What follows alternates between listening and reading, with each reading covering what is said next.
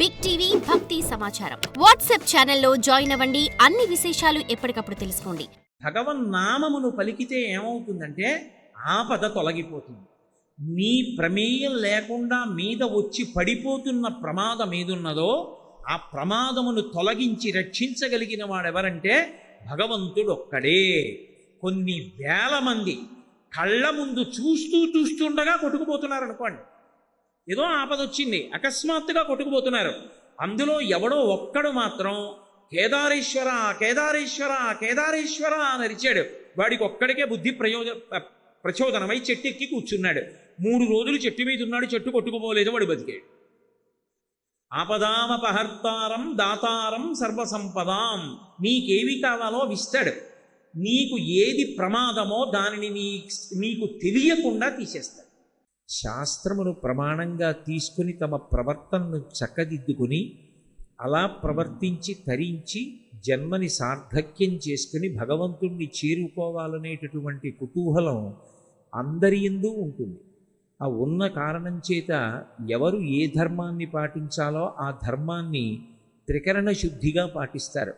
అందుకే కృతయుగం లాంటి యుగంలో జన్మించినప్పుడు అసలు ధర్మాన్ని పాటించడంలో వైక్లభ్యాలు రావడం అనేటటువంటి దానికి అవకాశం ఉండదు.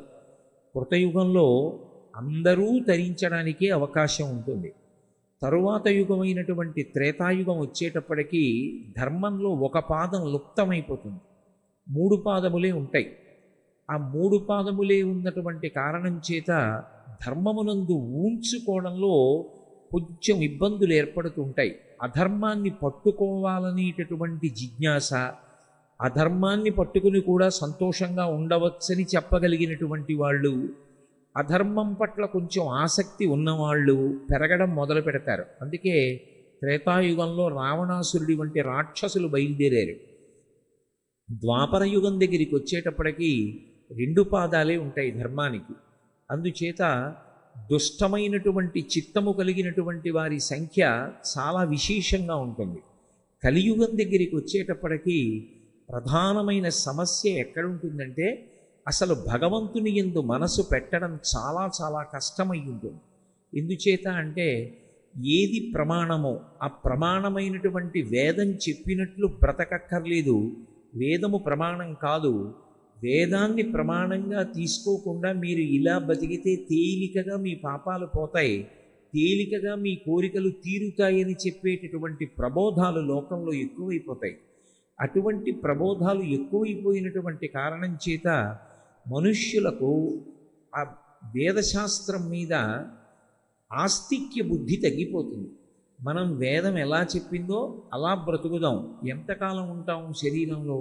ఈ శరీరంలో ఉండగా శాస్త్రాన్ని ప్రమాణంగా స్వీకరించి బ్రతికి తత్కారణము చేత మనం తరించాలనేటటువంటి అభిలాష తగ్గిపోతుంది. మనసుని పాడు చేసేటటువంటివి ఏవి ఉంటాయో, అరిషడ్వర్గములైనటువంటి కామ క్రోధ లోభ మద మోహ మాత్సర్యముల వైపుకి లాగడానికి వీలైనవి ఏ ఉంటాయో అటువంటి బోధలు ఎక్కువైపోతాయి.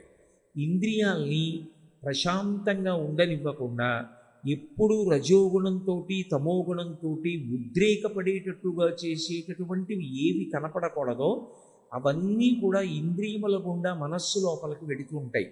వెడుతున్న కారణం చేత ఎప్పుడూ మనసు అలజడిని పొంది ఉద్రేకాన్ని పొంది ఉంటుంది. కోరికలతో సతమతమైపోతూ ఉంటాడు.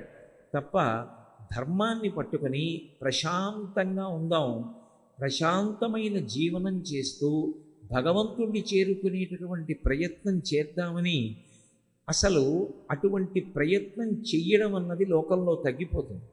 కలిపురుషుని యొక్క ఉద్ధతి రోజు రోజుకి పెరిగిపోతూ ఉంటుంది.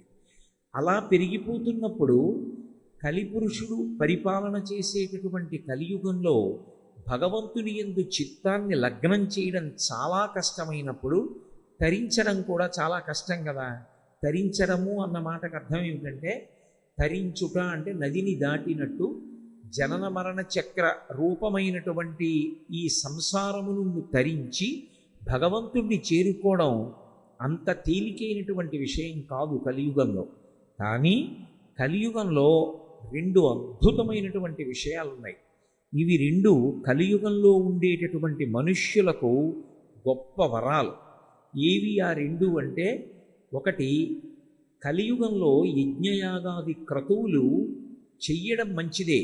ఒకవేళ చెయ్యలేకపోయినా వాటి యందు అనురక్తి ఉండి, నేను కూడా అలా ఒక యజ్ఞం చెయ్యాలి, నేను కూడా ఒక యాగం చెయ్యాలి, నేను కూడా తీర్థయాత్ర చెయ్యాలి, నేను ఇప్పుడు వెళ్ళి గంగానదిలో స్నానం చేస్తాను, నేను ఇప్పుడు వెళ్ళి కాశీపట్టణంలో 9 రోజులు ఉంటాను, నేను ఇప్పుడు రామేశ్వర క్షేత్రానికి వెళ్ళి ఆ రామలింగేశ్వరుణ్ణి అభిషేకం చేస్తాను అని మనసులో వెంపర్లాడుతున్నాడు అనుకోండి, వెళ్ళాలని త్రికరణ శుద్ధిగా, అంటే ఏదో పెదవులతో అనడం కాదు, నిజంగా లోపల కోరిక ఉన్నదనుకోండి, అలా యథార్థమైనటువంటి కోరిక కలిగి ఉన్నవాడెవరో అటువంటి వాళ్ళందరూ అవి చేశారు అన్న పుణ్యాన్ని వాళ్ళ ఖాతాలో వేస్తారు.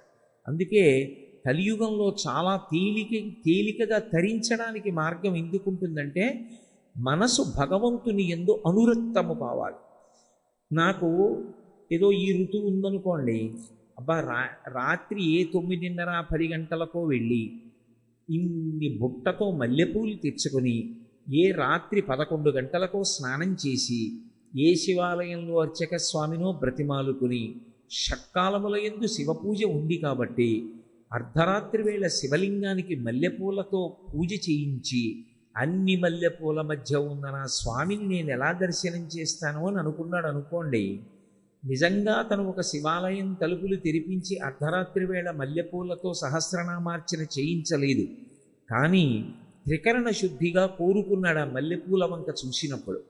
అలా అతను మనసులో సంకల్పం చెయ్యగానే అతను అలా శివలింగాన్ని ఒక రాత్రి వేళ మల్లెపూలతో పూజించాడు అని అతని ఖాతాలో వేస్తారు. అందుకే వ్యాస భగవానుడు నదీ తీరానికి వెళ్ళి స్నానం చేసి ఆ నదీ తీరానికి వచ్చి బట్ట మార్చుకుని పరమ సంతోషంతో 2 చేతులెత్తి 3 మార్లు అరిచాడు, కలిస్సాధుః కలిస్సాధుః కలిస్సాధుః అన్నాడు. కలియుగం అత్యంత పవిత్రమైనటువంటి కాలం. కలియుగంలో తరించడం తేలికే అని 3 మాటలు అరిచాడు. తెల్లబోయి శిష్యులందరూ వెళ్ళి, కలియుగంలో ఎవరికి మనసు భగవంతుడి దగ్గర పెట్టడం అంత తేలిక కాదు కదా, అటువంటప్పుడు కలిస్సాధుః అని 3 మాటలు ఎందుకు అరిచారని అడిగారు. అడిగితే అప్పుడు వ్యాస భగవానుడు ఈ మాట చెప్పాడు, ఎవరు కలియుగంలో భగవంతుని యందు మనసు పెడతారో, పెట్టి భగవంతుడికి ఇలా పూజ చేద్దామని కానీ, ఇలా తీర్థయాత్ర చేద్దామని కానీ, ఇలా నదీ స్నానం చేద్దామని కానీ త్రికరణ శుద్ధిగా సంకల్పం చేసినంత మాత్రం చేత వాడు ఆ పుణ్యకార్యాన్ని చేశాడు అని వాడి ఖాతాలో వేస్తారు. పుణ్యకార్యం చేయడం అలా అయితే మరి పాపకార్యం అది కూడా అంతే. మనసు ఉద్వేగపడి ఏదైనా కోరకూడని విషయాన్ని నేను కోరుకున్నా, చూడకూడని దాన్ని చూసినా, చెయ్యకూడనిది చెయ్యాలని మనసులో కోరిక పుట్టినా అది చేశాడని కూడా వేస్తారు. కానీ వచ్చిన ప్రమాదం ఎక్కడుంటుందంటే, కలియుగంలో కలిపురుషుని యొక్క ఉద్ధతి చేత ఎక్కువగా ఏవి చెయ్యకూడదో అవి చెయ్యాలని అనిపిస్తూ ఉంటుంది. అవి చెయ్యాలి అని అనిపించినటువంటి కారణం చేత అవి చేశాడు అన్న పాపాలే ఖాతాలో పడుతుంటాయి. రెండవ తేలిక మార్గం ఏది అంటే, కలియుగంలో పాపం వచ్చి పడిపోతోంది కదా మరి ఖాతాలోకి, పుణ్యం మాట దేవుడెరుగు, ఎంత పుణ్యం పడుతోందో మనకి తెలియదు, కానీ పాపం పడుతోంది అన్న విషయం మీ వంటి పెద్దల విషయం నాకు తెలియదు, కానీ నా వంటి వాడి ఖాతాలో మాత్రం పాపం పడిపోతూ ఉంటుంది. మరి ఈ పాపాన్ని తొలగించుకోవడం ఎలా అంటే, దానికి కలియుగంలో ఒక తేలిక మార్గం ఉంది. మిగిలిన యుగాలకి ఈ అవకాశం లేదు. కృతయుగం ఉందనుకోండి, కృతయుగంలో దేని చేత తెరిస్తాడు అంటే అఖండమైనటువంటి తపస్సు చేయడానికి కావలసినటువంటి అవకాశం కూడా ఉంటుంది కృతయుగంలో. కానీ కలియుగంలో తేలికగా తరించడానికి మార్గం ఏది అంటే భగవంతుని యొక్క నామ సంకీర్తనం. భగవంతుని యొక్క నామాన్ని ఎలుగెత్తి పిలవాలి. తనకి కంఠం ఎంత గట్టిగా పిలవగలడో అంత గట్టిగానూ భగవన్నామాన్ని చదవాలి. అథవా పోనీ పెదవులు కదపకుండా లోపల నామం చదువుకున్నా కూడా వచ్చిన దోషమేం లేదు. భగవన్నామ సంకీర్తనం ఎటువంటిది అంటే, ఎప్పుడు వచ్చిన పాపాన్ని అప్పుడు కడుగుతుంది. అంటే నా ఉద్దేశ్యం పాపం చేసి భగవన్నామని చెప్పమని కాదు. భగవన్నామమును పలికినటువంటి కారణం చేత చిత్తము శుద్ధి అవుతుంది. మళ్ళీ మళ్ళీ పాపం చెయ్యాలనేటటువంటి భావన ఉండదు. అది అనురక్తిగా మారుతుంది. పైగా భగవన్నామమును సంకీర్తనము అన్న మాటలో ఒక అర్థం ఉంటుంది. అదే మీకు తేలికగా అర్థం అవ్వాలి అంటే భజన సంప్రదాయంలోకి తీసుకొస్తారు. నేను ఒక్కడిని కూర్చుని భగవన్నామని చెప్తున్నాను అనుకోండి, దాని యందు ఉత్సాహము పొటమరిస్తుందా అంటే అది నా మనసుకి ఉన్నటువంటి అధ్యవసాయాన్ని బట్టి ఉంటుంది.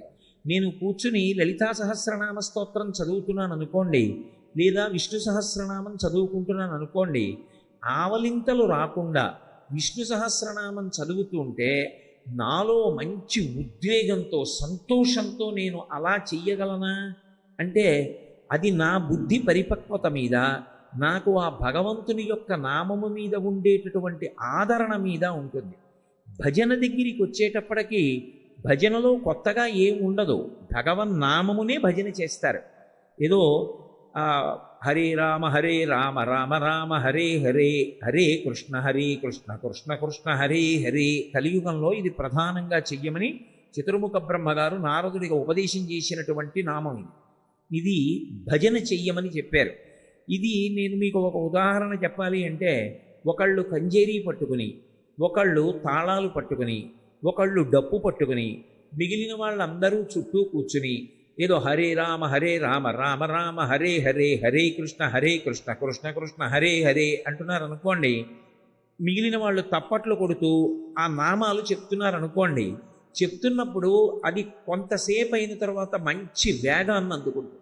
హరే రామ రామ రామ హరే హరే, హరే కృష్ణ కృష్ణ కృష్ణ హరే హరే అని ఒక్కసారి తగ్గించి హరే రామ రామ రామ హరే హరే అన్నాడు అనుకోండి.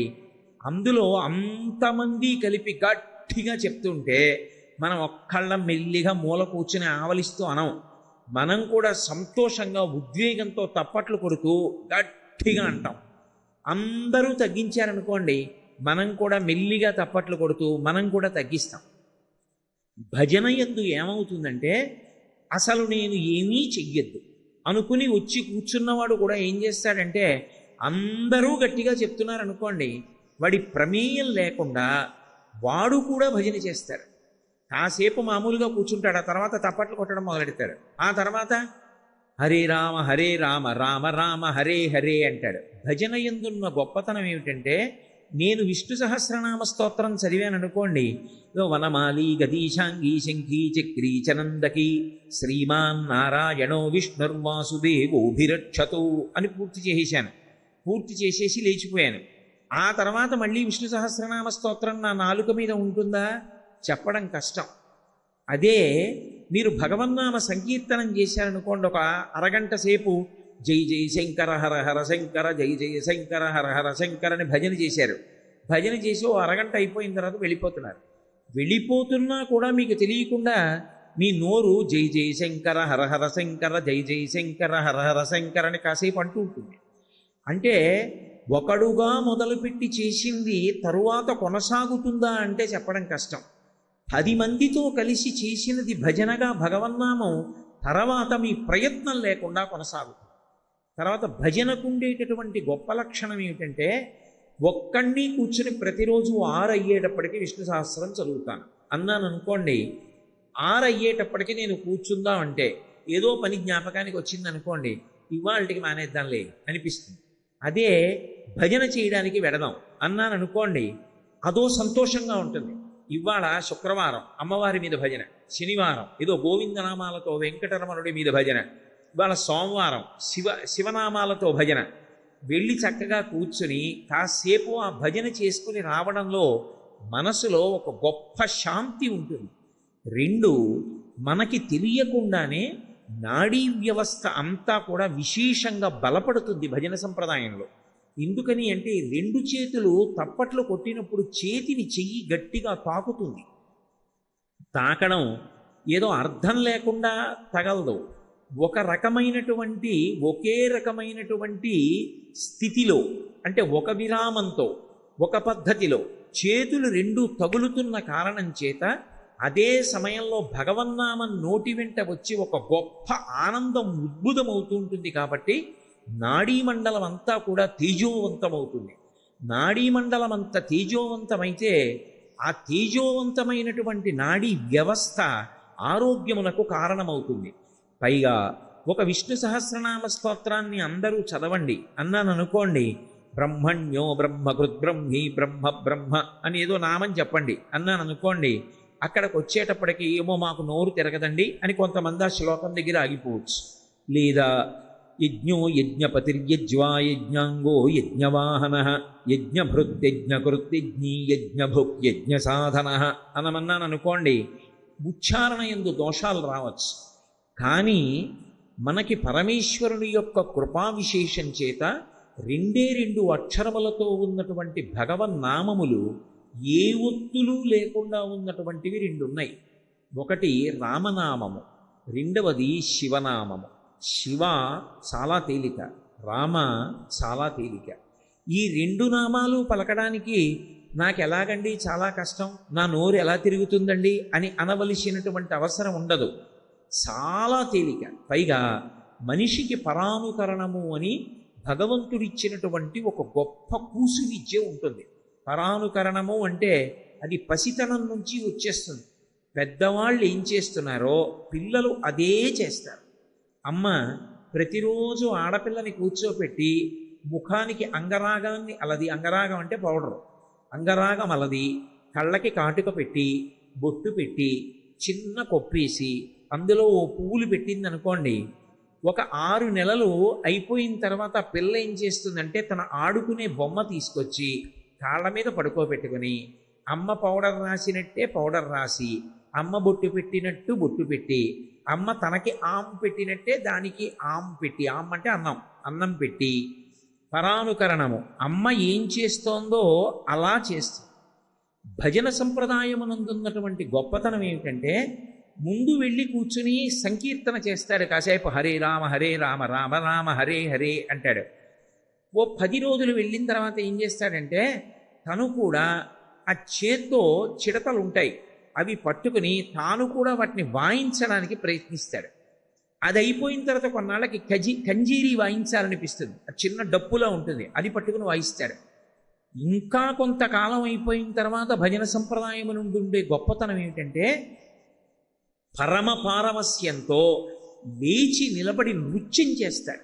ఇప్పటికీ కర్ణాటకలో కొంతమంది విద్వాంసులు ఉన్నారు. భజన సంప్రదాయంలో వాళ్ళు చేయించేటటువంటి భజన చూస్తే మీరు తెల్లబోతారు. 10,000 మంది సభలో ఉండనివ్వండి, 95 సంవత్సరముల వయోవృద్ధులు ఉండనివ్వండి, వాళ్ళు భజన మొదలుపెట్టి వాళ్ళు భజన చేయించడం ఓ 20 నిమిషాలకి తారస్థాయికి వచ్చిందనుకోండి, ఎవ్వరూ కుర్చీలో కూర్చోరు. మీరు చెప్పక్కర్లేదు కుర్చీలో కూర్చోకండి లేవండి అని చెప్పక్కర్లా. వాళ్ళ ప్రమేయం లేకుండా అందరూ కుర్చీల్లోంచి లేచిపోయి పరమ సంతోషంతో ఉద్వేగంతో భక్తితో లేచి నిలబడి కాళ్ళు చేతులు కదుపుతూ తాదాత్మ్యత చెందిపోయి భజన చేసేస్తారు. అంటే అక్కడ ఇంకా సిగ్గనేటటువంటి మాట ఉండదు. శరీర భ్రాంతి విడిచిపెట్టి అంత సంతోషంతో భగవన్నామాన్ని పలకడంలో అంతటి ఉద్వేగాన్ని పొందుతాడు. ఏది మీరొక్కరూ కూర్చుని భగవన్నామం పలకడంలో ఉద్వేగం పొందండి, సాధ్యం కాదు.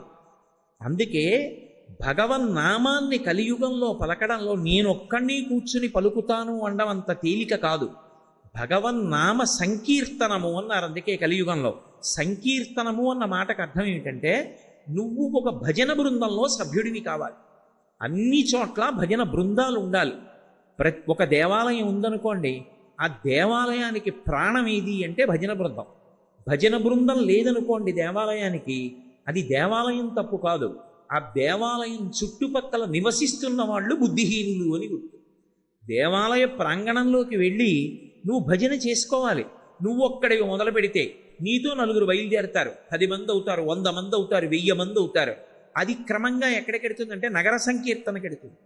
నగర సంకీర్తన సంప్రదాయం ఎందుకు వచ్చిందంటే దాని యందు విముఖుడై నిద్రపోతున్నవాడు ఉంటాడు. కానీ వీళ్ళేం చేస్తారంటే కంజరీలు పట్టుకుని ఆ చేతిలో చెడతలు పట్టుకుని భగవన్నామం చెప్తూ పాటలు పాడుతూ బ్రహ్మముహూర్తంలో తెల్లవారుజామున వీధిల్లో తిరుగుతూ వెడతారు. మంత్రం చెప్పడానికి, మంత్రాన్ని జపం చేయాలన్నా, పూజ చెయ్యాలన్నా, ధ్యానం చెయ్యాలన్నా కొన్ని నియమాలు ఉంటాయి. ఆ నియమం తప్పారనుకోండి అవి ఫలించవు. నేను మంత్రజపం చేస్తున్నాను అనుకోండి, మంత్రజపం చేసేటప్పుడు నేను కదిలాను అనుకోండి, నా కాళ్ళు చేతులు కదిలినా, నేను కదిలినా ఆ జపం ఫలించదు. కదలకుండా స్థాణు అయి జపం చేయాలి. ధ్యానం చేస్తున్నాను అనుకోండి, నేను కదలకుండా ఉంటే సరిపోదు, అసలు నా మనస్సు నిలబడడానికి ఆ గదిలో వాతావరణం ఉండాలి. ఆ వాతావరణం లేని చోట ధ్యానం చేయకూడదు. అలా చేశాడనుకోండి ఎవరైనా, అసలు వాడికి ధ్యానం గురించి తెలియదని గుర్తు. చక్కగా ఎలా కూర్చుంటే మీకు సౌకర్యంగా ఉంటుందో అలా పలచటి మెత్తటి బొంత వేసుకుని గది తలుపులు మూసి నిశ్శబ్దంగా ఉండేటట్టు చూసుకొని చాలా కింది స్థాయిలో మంద్రంగా సువాసన వచ్చేటట్టుగా ఏదో కొద్దిగా ఒక్క అగరవత్తో లేకపోతే అరవిరిసినటువంటి సుగంధభరితమైనటువంటి పూల దండలో కొంచెం దూరంలో ఉంచుకుని భగవన్మూర్తిని మీరు దేన్ని ధ్యానం చేద్దాం అనుకుంటున్నారో కళ్ళు విప్పి తదేక దృష్టితో కాసేపు చూసి కన్నులు మూసి అదే మూర్తిని మీలోకి తెచ్చుకొని ధ్యానం మొదలుపెట్టాలి. అది ధ్యాన ప్రక్రియకి ప్రారంభ స్థితి. ధ్యానం మీరు ఎక్కడ పడితే అక్కడ ఎలా చేస్తారు? ఎంతో స్థాయికి వెళ్ళిపోతే తప్పది కుదరదు, అసలు అలా వెళ్ళలేరు. ఏ మహాస్వామి లాంటి వాళ్లకో అది సిద్ధం తప్ప అందరికీ అది సాధ్యం కాదు. భగవన్నామం పలకడానికి మీరు స్నానం చేశారా, శౌచంతో ఉన్నారా, మీరు అసలు ఇంట్లో తిరగడానికి యోగ్యమైన స్థితితో ఉన్నారా, అలా లేరా, ఇటువంటి వాటితో దేనితోనూ సంబంధం లేదు భగవన్నామానికి. ఎప్పుడైనా భగవన్నామని చెప్పచ్చు. ద్రౌపదీదేవి ఎప్పుడు పిలిచింది భగవన్నామాన్ని? ఆపద కలిగినప్పుడు పిలిచింది. ఆపద కలిగినప్పుడు ఆవిడ ఎటువంటి ఇబ్బందిని పొందింది? ఆవిడ ఏకవస్త్ర అయి ఉంది. ఏకవస్త్ర అంటే రజస్వలా దోషంతో ఉంది ఆవిడ. రజస్వలా దోషంతో ఉన్నటువంటి స్త్రీకి ఆపద వస్తే ఆవిడ ఎలుగెత్తి భగవన్నామం పలికింది. భగవన్నామాన్ని పలికితే నువ్వు రజస్వలా దోషంతో ఉన్నావు, నా నామం ఎలా పలుకుతావు, నేను ఎందుకు వస్తానన్నాడా కృష్ణ భగవానుడు? అనలేదు. భగవన్నామమును సంకీర్తన చెయ్యడానికి మీరు ఏ స్థితిలో ఉన్నారన్న దానితో సంబంధం లేదు. కానీ అది అలవాటు పడిందనుకోండి, ఆ సంకీర్తన చేయడంలో దానికో సంతోషం అలవాటు అయిపోయిందనుకోండి, అది పైకి ఏ విధమైనటువంటి డాంబికం అక్కర్లేదు. కేవలం ఒక తనలో తాను రమించిపోతూ ఎప్పుడూ లోపల సంకీర్తన చేస్తూ ఉంటుంది. ఆ సంకీర్తన చేయడం అనేటటువంటిది దేని కింద మారిపోతుందంటే, మీకు బాహ్యంలో కలిగినటువంటి నొప్పిని మరిచిపోవడానికి అది కారణమవుతుంది. నేను మీతో ఒక ఉదాహరణ చెప్పాలంటే, నేను ఏదో ఒక తడిబట్ట పిండి దండం మీద ఆరేశాను. ఆరేసి గభాలన వెనక్కి తిరిగాను. తిరగడంలో తలుపు వచ్చి నా మోచేతి కొట్టుకుంది. చెయ్యి తిమ్మిరిక్కిపోయింది. విపరీతమైన నొప్పి కలిగింది. ఆ నొప్పి కలిగినప్పుడు నాకు సంకీర్తనం అలవాటైపోయిందనుకోండి, నేను వెంటనే మనసు దాని మీదకి వెళ్ళడానికి ఎప్పుడూ ఇష్టపడుతుంది. ఎందుకంటే అది పట్టుకుంది, దానికి ఇష్టం అదంటే. నేను వెంటనే జై జై శంకర హర హర శంకర, జై జై శంకర హర హర శంకర అన్నాను అనుకోండి, మనసు ఇది మరిచిపోతుంది, దాని మీదకి వెళ్ళిపోతుంది, వెళ్ళిపోయి వదిలేదు, అలా అంటూ ఉంటుంది. అలా అంటూ ఉండగా చిన్న విషయం చాలు, ఏదో నొప్పి తగ్గడానికి పైపూతగా వాడవలసిన ఔషధం ఏదుందో దాన్ని నువ్వు రాసుకుంటూ కూడా జై జై శంకర హర హర శంకర, జై జై శంకర హర హర శంకర అంటూ నువ్వు ఔషధాన్ని చర్మం మీద రాసుకోవచ్చు. అంటే నేను ఎందుకు చెప్తున్నానంటే, ఈ నామ సంకీర్తనం అనేటటువంటిది ఎక్కడ వరకు వెళ్ళిపోతుందంటే, ఆఖరికి వాడు మృత్యుశయ్య మీద ఉండనివ్వండి, ఎక్కడో వైద్యశాలలో పడిపోయి ఉన్నాడు మంచం మీద, అప్పుడు కూడా వాడికి బెంగ ఉండదు. భగవన్నామ సంకీర్తనం చేస్తూ తనను తాను మరిచిపోయి సంతోషంగా నామ సంకీర్తనం చేస్తాడు. తన భజన బృందం, ఆ వాయిస్తున్న కంజరీలు, అప్పుడు తాను పడికేటటువంటి ఆ సంకీర్తనం, అవన్నీ కూడా అలవాటవుతాయి. నాకు ఒక మంచి స్నేహితుడు ఉన్నాడు. అతనేం తక్కువ వ్యక్తి కాడు, ఇన్కమ్ ట్యాక్స్ డిపార్ట్మెంట్లో ఆఫీసర్. కానీ అతను ఒక భజన బృందం దగ్గర కూర్చుని చిడతలు చేత్తో పట్టుకుని వాయించడం మొదలుపెట్టాడంటే నామ సంకీర్తనం ఎలా అవుతోందో అలాగే వాయిస్తాడు, అంత అందంగా వాయిస్తాడు. నేను ఎప్పుడు చూస్తూ ఉంటాను. నాకు అతన్ని చూసి, అరే నా స్నేహితుడు ఇంత బాగా వాయిస్తున్నాడు రా సంకీర్తనలో, నేను వాయించలేకపోతున్నాను, ఎప్పుడు నేను చేయలేదని నేను తీసుకుని అప్పుడప్పుడు వాయిస్తాను. కానీ అతనిలా నేను వాయించలేను. అతను అంత బాగా వాయిస్తాడు. ఎన్ని గంటలైనా సరే అర్ధనిమీలిత నేత్రాలతో పొంగిపోతూ నోటితో మౌనంగా నామం అంటూ చక చక చక చక చక చక చక చక అవి వాయిస్తూ ఎంత సంతోషపడిపోతూ ఉంటాడో. చాలు, అతను పొందిన స్థితి నేను పొందలేకపోయాను. For more videos like this, subscribe Big TV channel.